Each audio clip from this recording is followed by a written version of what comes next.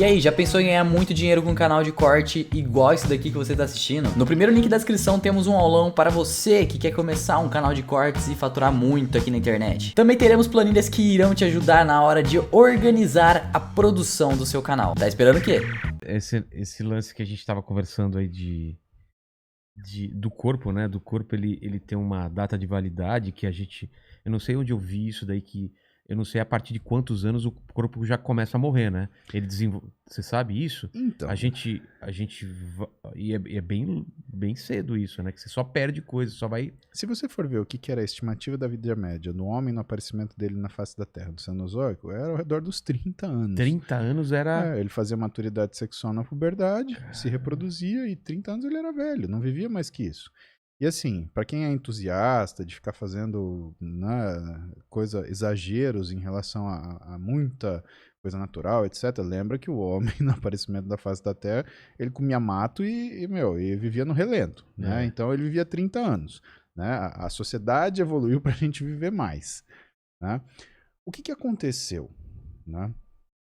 Se a gente for falar de idade biológica, idade cronológica, né? O homem ele começou a viver muito mais do que teoricamente ele era suposto para viver. Então a medicina evoluiu, né? E a sociedade evoluiu de uma forma onde as pessoas elas começaram a conseguir ter com a facilidade necessária os recursos para se manterem bem. Alimentos, conforto, proteção, tratamento. Pô, antes de Fleming, da penicilina, tinha gente que morria de dor de garganta, cara. Caramba. Isso foi ontem. Quando isso? Ontem, foi 1800 e alguma coisa. Né? Estamos falando de 100, 200 anos. Antes de Fleming... Morrer de dor de garganta. Exato. Você tinha uma infecção idiota, morria de dor de garganta. Segunda Guerra Mundial, você tinha uma gangrena, você tinha uma infecção, a pessoa morria. Né? Botulismo. Não tinha... Morria de... paralisia infantil, foi erradicada. Né? Então, são coisas que... poliomielite, né? Foram coisas que foram erradicadas. A medicina deu conta disso. Mas isso, a gente está indo contra a natureza, porque parece que geneticamente a gente é feito para só passar os genes para frente e o tempo que demora isso e depois morre.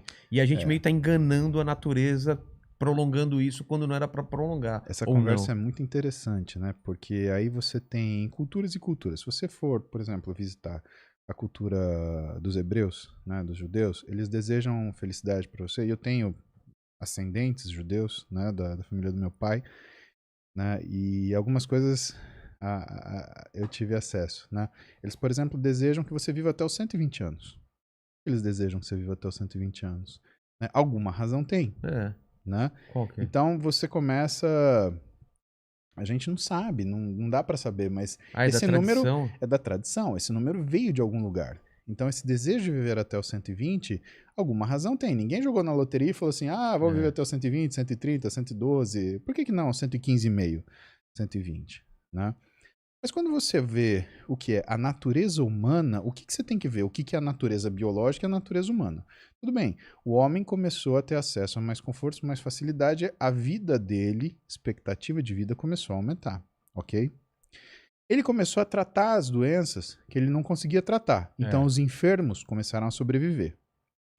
Ele começou a conseguir equilibrar as doenças que ele não conseguia equilibrar. Então, os doentes crônicos, eles conseguiram sobreviver mais. E ele também saiu debaixo na cadeia alimentar, ele foi para o topo, porque ele dominou o que era o ambiente. Né? Ele começou a diagnosticar as doenças que antes matavam misteriosamente. E ele começou a diagnosticar precocemente as doenças que matavam tragicamente.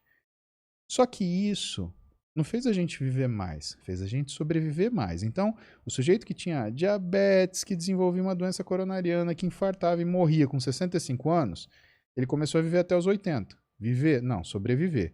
Por quê? Porque para sobreviver até os 80, ele estava com a saúde tão debilitada, usando 5, 10 remédios diferentes, que ele perdia basicamente todas as funções dele.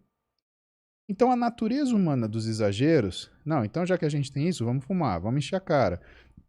E eu não estou falando só simplesmente qualitativamente, ou seja, o ato de você fumar um cigarro. Eu estou falando dos exageros, tá? O quanto as pessoas exageraram. a necessidade do hedonismo absoluto. Eu tenho que ter prazer imediato, frequente e a qualquer custo. Hedonismo é a busca pelo prazer, a busca do prazer. Exatamente. As pessoas começaram a entrar a gente começou a entrar numa era da sociedade que é uma busca tão grande de satisfação imediata. Ser feliz, de satisfação. Ser alegre, não ser feliz. Alegre, é alegria.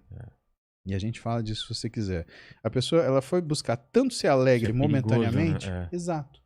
Que aí o que começou a acontecer? Em vez da vida da gente esticar, ela voltou a encolher. Porque a gente começou a se matar.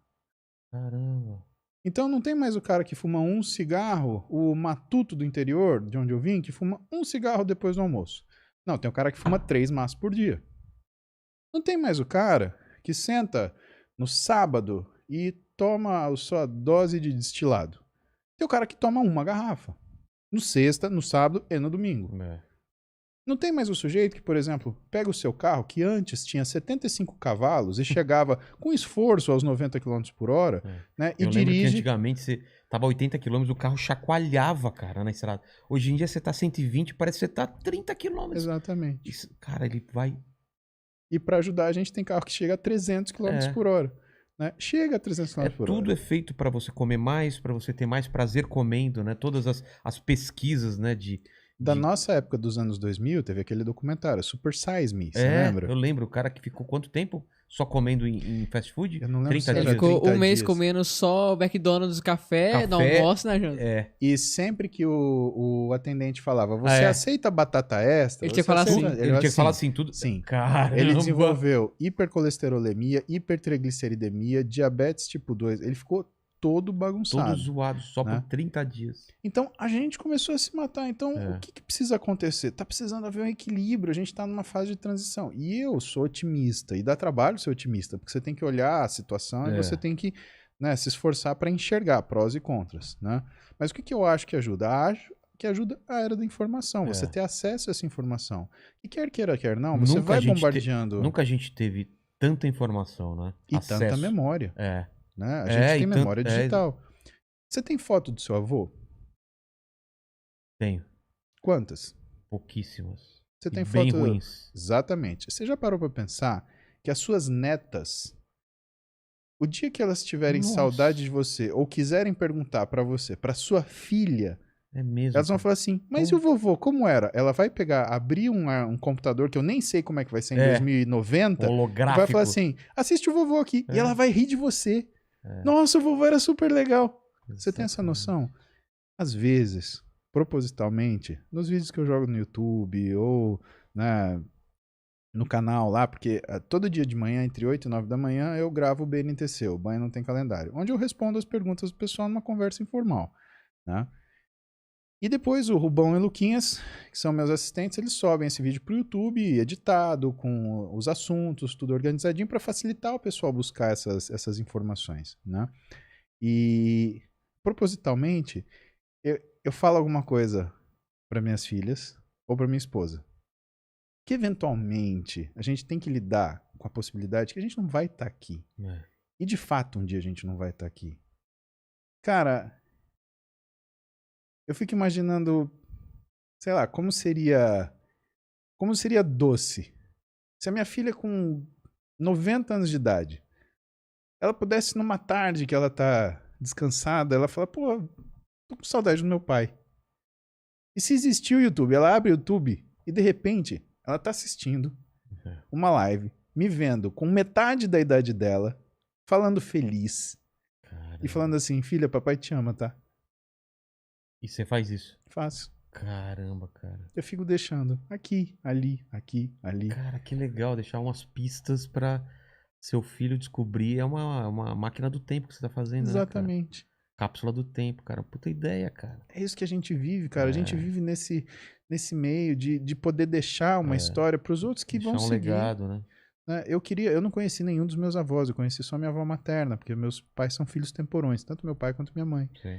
E o que eu conheço deles são histórias fabulosas que eles contam. Meu pai, o pai do meu pai, ele era filho de imigrantes suíços, né? E o pai da minha mãe, ele era nordestino, alagoano e veio para o sul para abrir fazenda no facão e na enxada. Era praticamente um bandeirante. Você imagina o que minha mãe, minha tia, meus tios têm de história deles, né? Meu pai conta do meu avô, tanto do pai dele quanto do pai da minha mãe, como pessoas sensacionais, né? E um dia, conversando com o meu pai, ele se lamentou, ele falou, a gente estava falando disso, ele falou, eu acho que acabou a era desses grandes homens.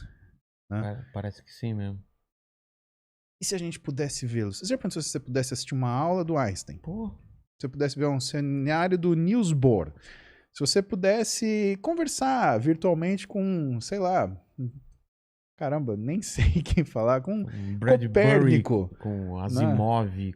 Asimov, exatamente. Se você pudesse sentar com o Copérnico te explicar de onde ele tirou aquilo. Né? Se Kepler tivesse um vídeo aula falando para você, olha, veja bem, isso daqui eu descobri na seguinte circunstância. Da Vinci, os caras pintando a Capela Sistina e te dando um curso digital. Você começa a fazer... Aqui eu achei, o briefing que o padre me passou era isso, mas eu quis pintar tal coisa. Exatamente, porque esse padre, ele não sabia bem nada. Quem escondia umas coisas aqui, ele nunca percebeu, mas ó o pintinho escondido aqui do cara.